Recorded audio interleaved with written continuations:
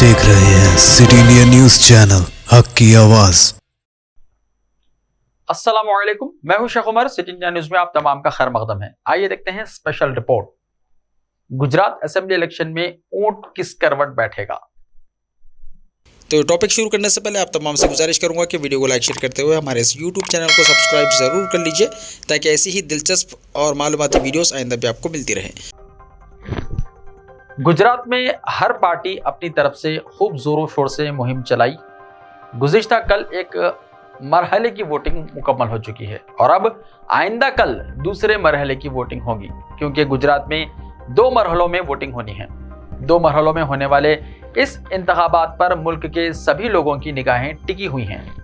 इसकी खास वजह यह है कि मुल्क के वज़ीर आज़म और वज़ीर दाखिला अमित शाह का ये आबाई वतन है और बीजेपी यहाँ मुस्तकिल 27 सालों से हुकूमत करती चली आ रही है। यानी यूँ कह लें कि पीएम मोदी और अमित शाह के लिए गुजरात वखार का मौजू है। बीजेपी ये कभी भी नहीं चाहेगी कि गुजरात इसके हाथ से निकल जाए, क्योंकि इसमें 2 बातें पोशीदा हैं। एक तो ये कि अगर बीजेपी को गुजरात में शिकस्त हो जाती है तो पीएम मोदी और अमित शाह की शाख कमजोर होगी और दोबारा बीजेपी के लिए इख्तिदार में आना मुश्किल हो जाएगा।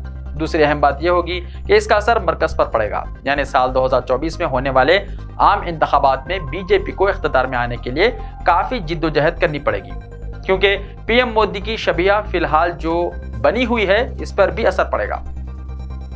इन्हीं 2 खास बातों को ध्यान में रखते हुए बीजेपी का पूरा कुंबा गुजरात में मुंतकिल हो गया है, जिसमें मरकजी वज़रा से लेकर मुख्तलिफ रियासतों के चीफ मिनिस्टर्स भी बीजेपी की तशहीरी मुहिम में पूरी ताकत लगाए हुए हैं।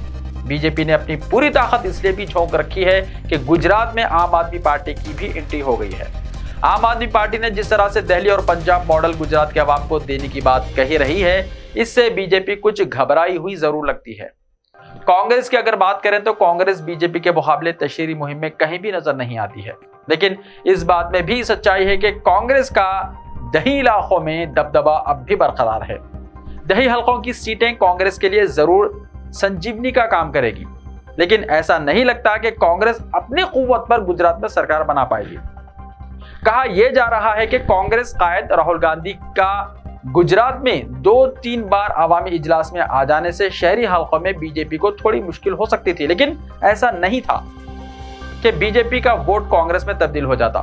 कहा यह जा रहा है कि बीजेपी की वोट को नुकसान पहुंचाने के लिए आम आदमी पार्टी गुजरात में इंतखाबात लड़ रही है। यही सबब है कि पीएम मोदी और अमित शाह ने अपनी पूरी सियासी कुव्वत लगा रखी है।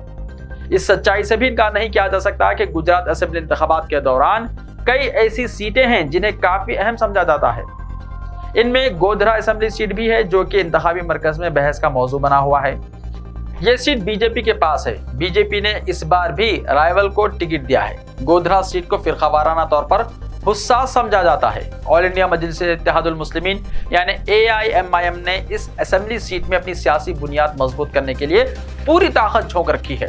असदुद्दीन ओवैसी की पार्टी को साल 2021 के बल्दियाती इंतखाबात में कामयाबी मिली थी।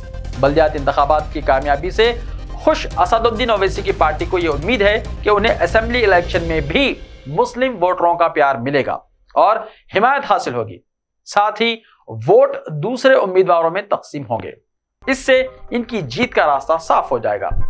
AIMIM ने गुज़िश्ता साल हुए गोधरा म्युनिसिपैलिटी इलेक्शन में 7 सीटें हासिल की थी और बीजेपी को बल्दियाती इंतखाबात से दूर रखने के लिए आजाद उम्मीदवार से इत्तेहाद किया था। ओवैसी की पार्टी हिमायत से आजाद उम्मीदवार संजय सुई को फरवरी 2021 में म्युनिसिपैलिटी के चेयरमैन बने, लेकिन गुज़िश्ता साल नवंबर में बीजेपी की हिमायत मिलने के बाद उन्होंने AIMIM छोड़ दी। इस बार AIMIM अपनी गिरफ्त मजबूत करने और गोधरा असेंबली सीट जीतने की कोशिश कर रही है। गोधरा गुजरात की 14 असेंबली सीटों में से एक है, जहां इस बार AIMIM इलेक्शन लड़ रही है।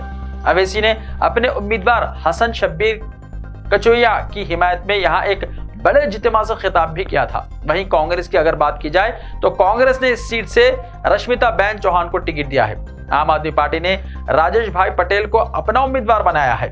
फिलहाल यहाँ कौन सी पार्टी बाजी मारेगी ये तो 8 दिसंबर को ही पता चल पाएगा, लेकिन दावा ये किया जा रहा है कि यहाँ आम आदमी पार्टी की एंट्री से 3 रुखी मुकाबला हो गया है। ताहम मौजूदा इंतखाबी मुहिम में मुल्क की सबसे बड़ी और पुरानी पार्टी तस्वीर से गायब दिखाई दे रही है। अरविंद केजरीवाल की आम आदमी पार्टी और बीजेपी की इंतखाबी मुहिम कांग्रेस से कहीं बढ़ चढ़कर है।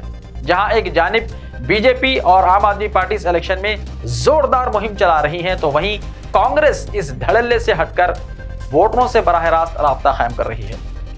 गुजरात कांग्रेस के सदर अमित चावड़ा ने बताया कि बीजेपी ने गुज़िश्ता 27 सालों में बहुत ज्यादा दौलत जमा की है। इनके मुकाबले में हमारे पास इलेक्शन लड़ने के लिए इतना बजट नहीं है। हमने इश्तिहारात पर पैसा जाया नहीं किया है, बल्कि बातचीत करने के बजाय बराह रास्त वोटरों के साथ राब्ता कायम कर रहे हैं। दर हकीकत इस इलेक्शन में कांग्रेस ने बूथ सतह के मैनेजमेंट से लेकर घर घर मुहिम तक बुनियादी बातों पर कायम रहने का फैसला किया है। जमीन पर पार्टी का पैगाम 2 मुहिमों के इर्द गिर्द मरकूज है, जिसमें कांग्रेस 9 काम बोले 6 और कांग्रेस के 8 वचन शामिल हैं। गुजरात में कांग्रेस के मीडिया कोऑर्डिनेटर हेमांग राहुल कहते हैं कि हम गुजरात में तकरीबन 27 साल से हुकूमत से बाहर हैं, इसलिए जरूरी हो गया है कि हम नौजवानों और नए वोटरों को गुज़िश्ता कांग्रेस हुकूमत के बारे में बताएं। जबकि कांग्रेस की दूसरी मुहिम राहुल गांधी की तरफ से रियासत के वोटरों से किए गए वादों की फहरिस्त है। इनमें गैस सिलेंडर की कीमत में कमी, 300 यूनिट तक मुफ्त बिजली, 10 लाख रुपए तक मुफ्त सेहत बीमा, किसानों के कर्जों की मुआफी, 3000 इंग्लिश मीडियम गवर्नमेंट स्कूल्स, दूध की मसनूआत पर सब्सिडी, सरकारी मुलाजिमतें और बेरोजगारी के शिकार नौजवानों के लिए 30,000 शामिल हैं। अलाउंस में रुपये की अदायगी भी शामिल है। बहरहाल जहां तक बीजेपी का ताल्लुक है, तो ये कहने में कोई हिचकिचाहट और परहेज नहीं कि अगर बीजेपी दोबारा इख्तियार में आती है तो उसे इसकी नई कामयाबी नहीं कही जा सकती, क्योंकि जो कुछ पहले ही हासिल किया जा चुका है वो कोई कारनामा नहीं है। इसके बरक्स अगर कांग्रेस और आम आदमी पार्टी अपनी ताकत बढ़ाने में कामयाब हो जाती है तो फितरी तौर पर बीजेपी कमजोर होगी और साल 2024 की जीत बीजेपी के लिए मुश्किल हो जाएगी। यही सोच बीजेपी को मजबूर कर रही है। इसका मतलब ये भी है कि कांग्रेस और आम आदमी पार्टी के पास खोने के लिए कुछ भी नहीं है। ऐसा ही ताजा तरीन खबरों के लिए देखते रहिए सिटी इंडिया टीवी। तो मिलते हैं कल, तब तक के लिए अपना ख्याल रखिए। अल्लाह हाफिज।